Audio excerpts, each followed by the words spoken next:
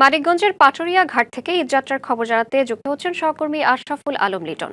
লিটন, পাটুরিয়া দৌলতদিয়া রুটে কয়টি ফেরি চলাচল করবে, কোনো ভোগান্তি আছে কিনা সার্বিক পরিস্থিতি জানাবেন।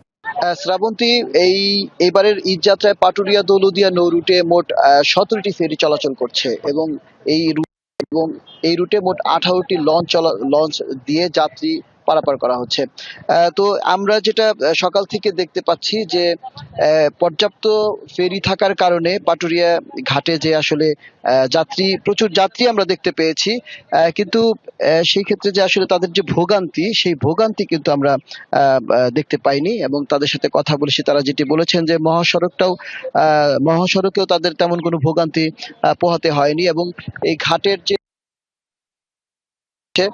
তবে একটি বিষয় যেটি সমস্যার সৃষ্টি হচ্ছে সেটি হচ্ছে যে পাটুরিয়ার যে আসলে পন্টুন থেকে ফেরি উঠানামার যে রাস্তাটা, সেই রাস্তাটা একটু উঁচু হওয়ার কারণে এইখানে গাড়ি লোড আনলোডের একটু সমস্যা হচ্ছে। এছাড়া যাত্রীদের যে ভোগান্তি, সেই ভোগান্তি কিন্তু আসলে এখানে আমরা পাইনি। তবে আরেকটি বিষয়, কর্তৃপক্ষ আমাদেরকে যেটি বলেছেন যে আসলে এইবারের যে ঈদ যাত্রা সফল করার জন্য ঘাটে সর্বোচ্চ রকমের প্রস্তুতি তারা নিয়েছেন এবং আইন শৃঙ্খলা রক্ষাকারী বাহিনী যারা রয়েছেন তারা কিন্তু ঘাটের যে নিরাপত্তা, যাত্রীদের নিরাপত্তার জন্য তারা কিন্তু কাজ করছে। তো এইখানে বিভিন্ন আমরা একজন আইন শৃঙ্খলা রক্ষাকারী বাহিনী, আমরা নৌ পুলিশের একজন কর্মকর্তাকে আমরা পেয়েছি, আমরা একটু তার সাথে কথা বলতে চাই। এবারের ঈদ যাত্রা আসলে আপনাদের আসলে নৌ পুলিশের কি কি কার্যক্রম এখানে রয়েছে? ধন্যবাদ আপনাকে। আমাদের জানেন যে পাটুরিয়া নৌ থানা অধীনে পাটুরিয়া নগদ নিয়ে এলো হার না মানা হার অফার। সর্বনিম্ন 10,000 টাকা রেমিটেন্স নগদে পাঠালে থাকছে স্বর্ণের হার জেতার সুযোগ।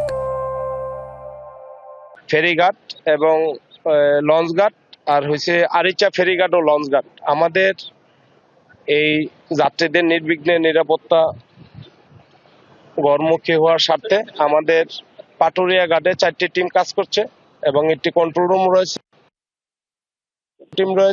আমাদের আরিচা ঘাটেও, এই ফেরি ঘাটেও 2টি টিম আছে। ভোগান্তি হচ্ছে কিনা? না, ইনশাল্লাহ এখন পর্যন্ত এই ধরনের কোনো তথ্য পাইনি। আমরা গতকাল থেকে ডেপ্লয় হয়েছি, এখন পর্যন্ত অপ্রীতিকর কোনো ঘটনার সংবাদ পাওয়া যায়নি। ধন্যবাদ আপনাকে।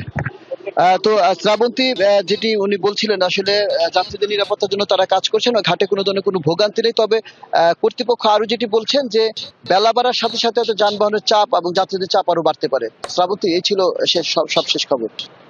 আপনাকে ধন্যবাদ।